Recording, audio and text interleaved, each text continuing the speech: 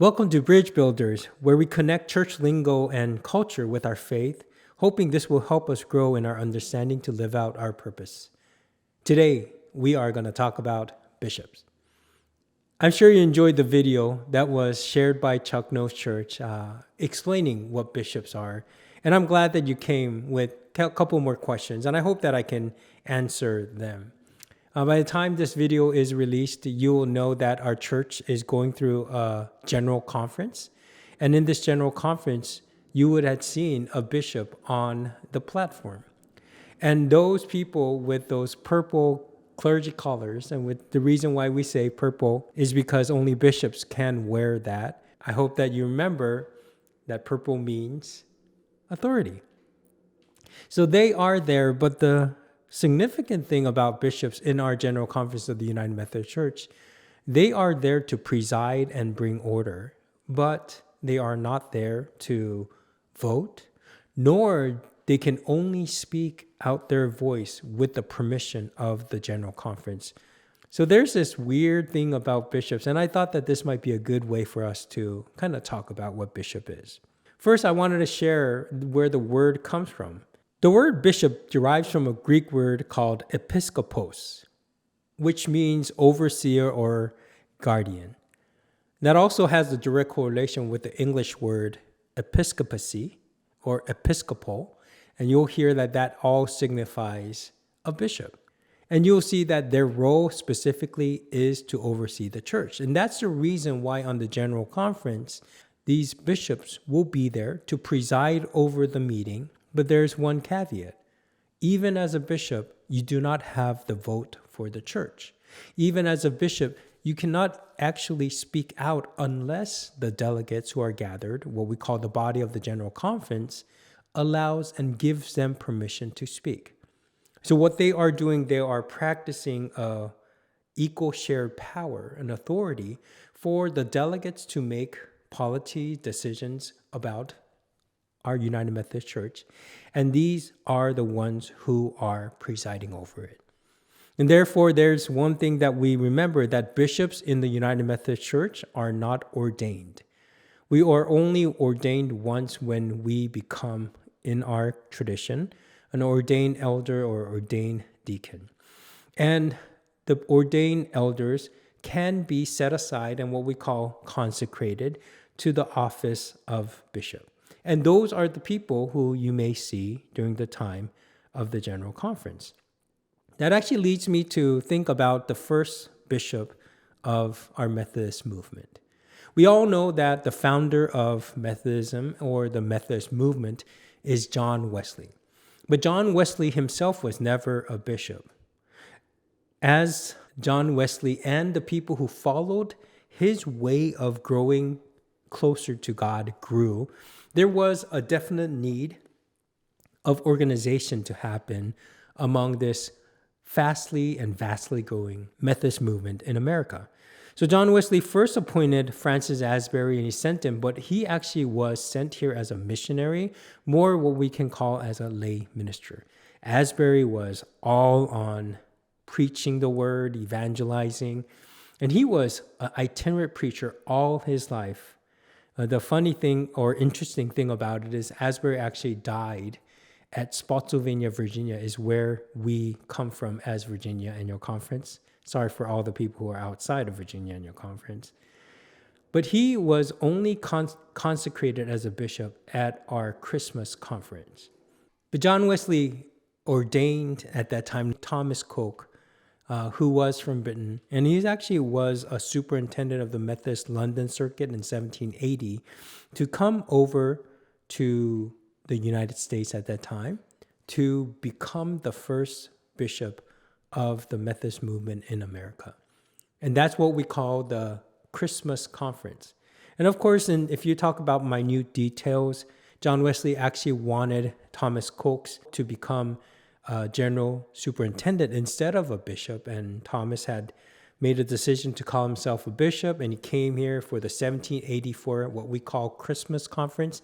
It's like the inaugurating conference for the Methodist Episcopal Church, and that is when he also ordained Francis Asbury, who was working as an evangelist, lay minister, a general conductor of the Methodist movement.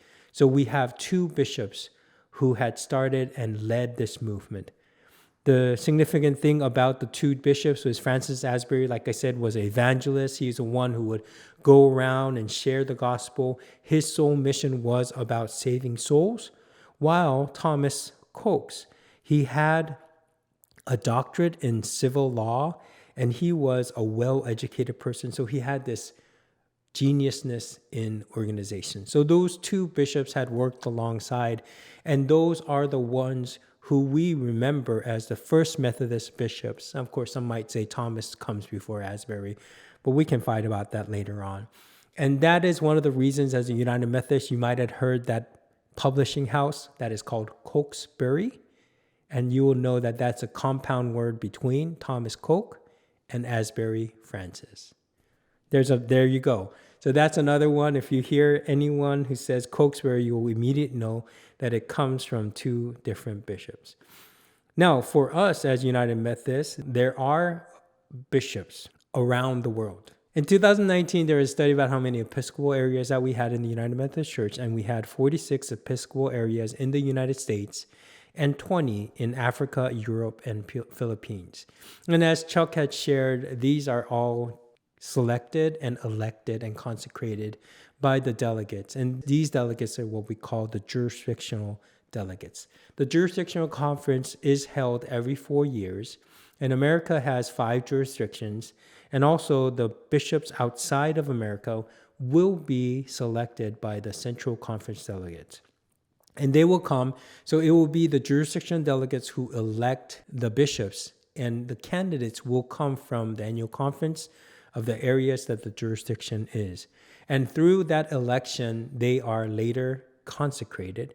And from our understanding, the bishops are consecrated for life, and the bishops are all the overseers of the church worldwide. So definitely United Methodist Church is a worldwide denomination. The meeting of all these bishops is called the Council of Bishops, where both active bishops and retired bishops come together twice a year so they can continue on working in their work of overseeing and guiding the church.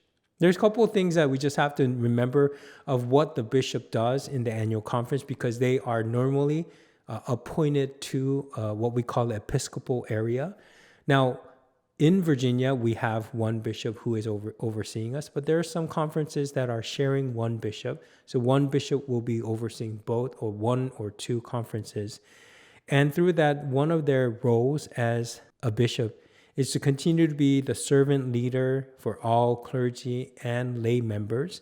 And it is to have a vital renewing of the spirit as they continue to share about spiritual discipline and how we are to focus in our call to become a disciple-making body for the transformation of the world. And they have to be committed to transforming the church, transforming the world, and passionate to bring unity among the churches.